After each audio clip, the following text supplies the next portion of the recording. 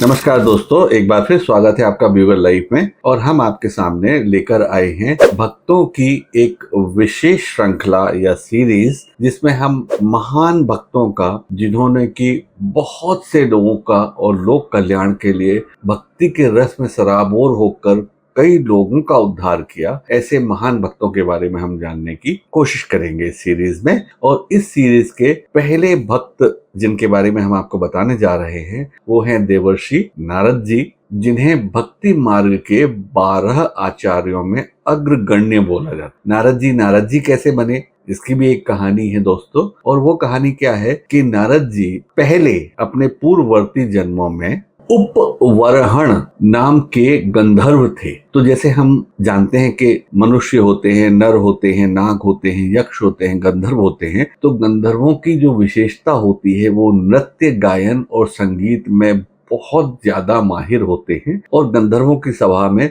ये बहुत कॉमन चीज होती है कि नृत्य, गायन, संगीत होता है। तो एक बार उपवरहण गंधर्व, जिनकी हम बात कर रहे हैं, जो बाद में नारद जी के नाम से प्रसिद्ध हुए, वो अपनी स्त्रियों के साथ ब्रह्मा जी को प्रसन्न करने के लिए उनसे मिलने गए। और वहां पर मिलकर उनने बहुत मधुर नृत्य, गायन और संगीत का कार्यक्रम प्रस्तुत किया। और बाद में अपनी प्रस्तुति को लेकर वो स्वयं बहुत मोहित हो गए कि हमने कितना अच्छा काम किया। और उनके इस अभिमान या अहंकार से भगवान ब्रह्मदेव रुष्ट हुए और उन्होंने उपवरहण गंधर्व को ये श्राप दिया कि तुम अभिमान से युक्त होकर शूद्रों की तरह बर्ताव कर रहे हो, तो तुम शूद्र हो जाओ। और उनके उस श्राप के परिणाम स्वरूप उपवरहण गंधर्व का जब अगला जन्म हुआ तो वो एक शूद्रा माता की कोख से जन्मे। शूद्रा माता की कोख से जन्मे उनका नाम नारद हुआ। और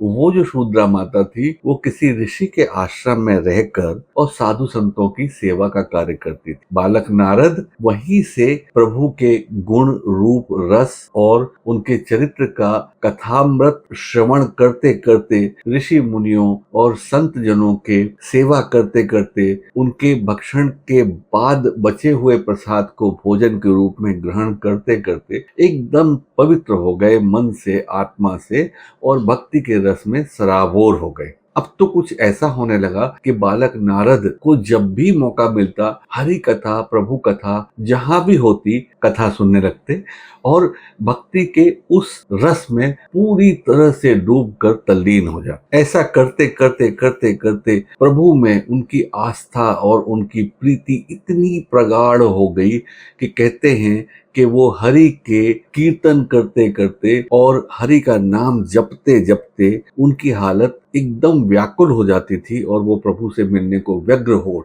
भक्ति की इस अवस्था में नारद जी को वैराग्य भी उत्पन्न हुआ, लेकिन उनका असल वैराग्य शुरू हुआ जब लगभग उनकी 5 वर्ष की अवस्था में उनकी माता का, जो शूद्रा माता थी, उनका एक सर्प के काटने के कारण निधन हो गया। लेकिन नारद जी को बहुत दुख नहीं हुआ क्योंकि उनके मन में वैराग्य का बीज पहले से ही उत्पन्न हो चुका था। अब लेकिन माता की मृत्यु के बाद नारद जी के सांसारिक बंधन और भी कट गए और अब उनको प्रभु से मिलने की, प्रभु को देखने की बहुत लालसा उत्पन्न हो गई। और वो ऐसा स्थान तलाश करते जहां एकांत होता, जहां वो अपने प्रभु की साधना में, उनकी भक्ति में मग्न हो जाते। ऐसा करते करते उनकी हालत देखते देखते एक दिन प्रभु प्रसन्न हो गए और उन्होंने नारद जी को दर्शन दिए। उनके मनोहर रूप को देखकर नारद जी अपनी सुध बुध खो बैठे और अपनी सुध बुध खोकर नारद जी प्रभु से वार्तालाप करने के लिए उनके प्रेम में उनके चरणों पे गिरना ही चाहते थे कि प्रभु अंतर्ध्यान हो गए। अब तो नारद जी की हालत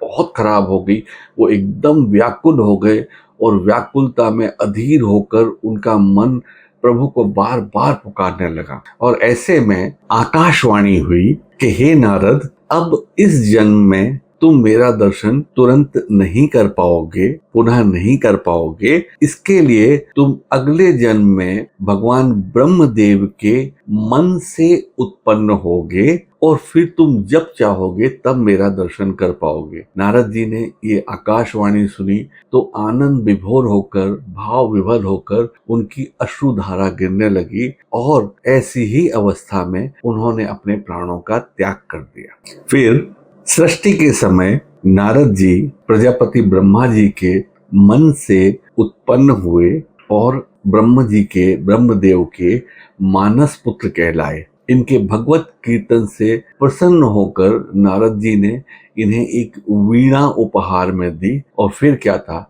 नारद जी सारे लोकों में विचरते विचरते वीणा बजाते बजाते नारायण नारायण का उद्घोष करने लग गए। नारायण नारायण का कीर्तन निरंतर जपते रहे। क्या देव क्या दानव, नारद जी ने सबको ईश्वर की भक्ति के मार्ग में प्रशस्त किया। यहाँ तक कि महाभारत के रचयिता भगवान वेद व्यास, भगवान वाल्मीकि, ये सब नारद जी की प्रेरणा से ही भगवान स्तुति में या भगवान की भक्ति में प्रवृत्त हो पाए। नारद जी के बारे में बहुत सी कहानियां प्रचलित हैं। नारद जी प्रभु पर परम स्नेह रखते थे, उनके परम भक्त थे। एक बार कुछ ऐसा हुआ कि नारद जी ने, उनके मन में कुछ ऐसा संकल्प आया और भक्ति के द्वारा उन्होंने कामदेव पर विजय प्राप्त करी। जैसे ही उनको वो विजय का पता पड़ा तो उन्होंने कहा कि शिव जी के बाद तो मैं दूसरा ही हूँ जिसने काम पर विजय प्राप्त करी है। और ऐसा कह के वो श्री हरि के दरबार में पहुंच गए।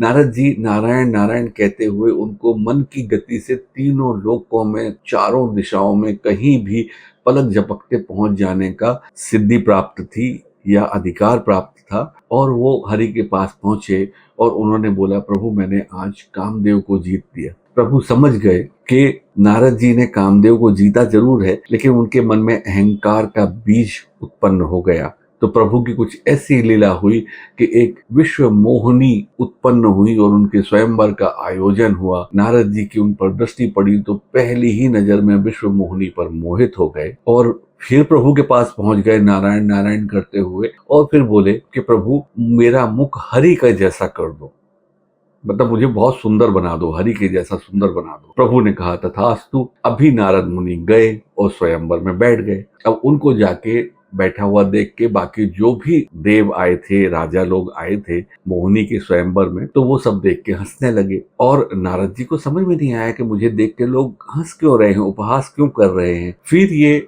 जब एक ऐसा मौका आया कि इन्होंने शीशे में या मिरर में देखा तो इनका मुंह बंदर जैसा हो गया था। हरि का एक समानार्थी शब्द या हरि का एक मतलब बानर भी होता है। अब नारद जी प्रभु पर बड़े क्रोधित हुए, लौट के गए अपमान की ज्वाला से जलते हुए और प्रभु को बहुत खरी खोटी सुनाई कि तुम्हें जो मन में आता है तुम करते रहते हो, तुम सबसे बड़े हो, तुम सबसे शक्तिशाली हो, तो तुम सोचते हो कि तुम्हें कोई कुछ नहीं कर सकता। और बहुत खरा खोटा सुनाने के बाद नारद जी ने श्राप दे दिया प्रभु को कि जैसे स्त्री के विरह में मैं तड़प रहा हूँ, मैं तरसा हूँ, वैसे ही स्त्री के वियोग में एक बार आप भी तरसोगे। ये वो क्षण था जब भगवान ने अपनी पूरी लीला और माया समेट ली। तब नारद जी ने देखा कि ना वहां मोहिनी थी, ना स्वयंवर था, ना राजा थे, ना कोई थे। अब नारद जी को समझ में आया, अरे ये तो प्रभु की माया थी। प्रभु ने समझाया, नारद तुम्हें अहंकार हो गया था, इसके लिए मुझे ये माया रचनी पड़ी। अब नारद जी बिलखने लग गए, भगवान मेरे से क्या अनर्थ हो गया, मैंने क्या ये पाप कर दिया कि मैंने आपको इतना बड़ा श्राप दे दिया। प्रभु के सारे कार्य किसी न किसी प्रयोजन से होते हैं और नारद जी का वो श्राप कई कारणों में से एक कारण था, जिसमें अगले एक राम अवतार के समय त्रेता युग में भगवान राम को अपनी पत्नी के वियोग में तड़पना पड़ा और नारद जी का श्राप सच हुआ। ऐसे विलक्षण भक्त नारद जी, जिन्होंने एक बार जब शिव जी की पहली पत्नी सती माता प्रजापति दक्ष के यज्ञ में सती हो गई थी और उनका दूसरा जन्म पर्वतराज हिमालय के घर में पार्वती के रूप में जन्म हुआ था, तो ये नारद जी ही थे जिन्होंने पार्वती को जाकर बोला था कि तुम शिव जी की तपस्या करो तो वो शिव तुम्हें वर के रूप में प्राप्त होंगे। और पार्वती जी ने नारद जी की बात पर संपूर्ण विश्वास किया और शिव जी को वर के रूप में पुनः प्राप्त किया। ये वही नारद जी थे जो अनेक भक्तों के भगवान से मिलन का कारण बने। बालक ध्रुव हों या भक्त प्रहलाद हों, इन सबको नारद जी की कृपा दृष्टि प्राप्त थी और भक्तों की इस श्रृंखला में नारद जी अग्रगण्य भक्त कहलाए। तो दोस्तों, ये नारद जी के बारे में एक संक्षिप्त विवरण था और आज भी नारद जी वीणा की मधुर तान छेड़कर नारायण नारायण करते हुए सभी लोकों में विचरते रहते हैं और जन कल्याण, लोक कल्याण इनका प्रथम उद्देश्य रहता है। प्रभु की नवधा भक्ति, जो 9 तरह की भक्ति होती है या कही गई है शास्त्रों में, उसमें से नारद जी ने एक ही तरह की भक्ति का अनुसरण करते हुए भक्ति का उच्चतम दर्जा प्राप्त। वो भक्ति थी श्रवण रस, यानी कि भगवत कथा जहां भी होती है तीनों लोकों में, वहां नारद जी हमेशा उपस्थित हो जाते हैं और भगवान के कथा का पूरा कथामृत ग्रहण करते हैं श्रवण माध्यम से। तो दोस्तों, आज हमने आपको नारद जी के बारे में बताया। अगले एपिसोड में हम अगले भक्तराज के बारे में बात करेंगे और आपको परिचित कराएंगे कि कैसे कैसे भक्त सनातन की संस्कृति से उत्पन्न हुए हैं, जिन्होंने लोक उद्धार और लोक कल्याण के लिए बड़े बड़े कार्य किए और भगवान के सहायक बने। यहाँ तक बने रहने के लिए धन्यवाद। अगर आपको ये कंटेंट, ये कथा अच्छी लगी तो कृपया इस चैनल को लाइक करिए, शेयर करिए, सब्सक्राइब करिए और हाँ, कमेंट करके हमें जरूर बताइए कि आप ऐसे कौन से भक्तों के बारे में और जानना चाहेंगे। धन्यवाद।